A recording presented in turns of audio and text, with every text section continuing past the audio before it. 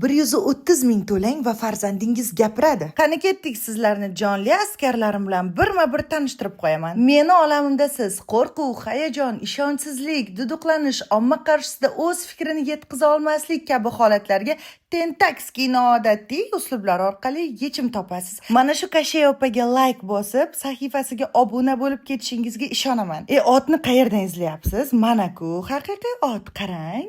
Davomini haqiqiy ot gapiradi. Yaxshilab o'tirib oling. Logonevroz, duduqlanish bu faqatgina nutqning buzilishi emas. Stress, qo'rquv va ichki bosimlarni nerv sistemasiga yuborilgan reaksiyasi. Bu vaziyatda dorixonaga emas, otxonaga yugurish kerak. Tamom. Otlar insonlarning ichki holatini juda yaxshi his qilishadi. Nerv sistemadagi qo'rquv va hayajon ot bilan bog'liq jarayonlarda pasayadi. Erkin gapirib, sog'lom nutq egasi bo'lmoqchimisiz? Demak, siz nafas san'atini o'rganishingiz zarur. Ot harakatlari ritmika bilan bog'liq.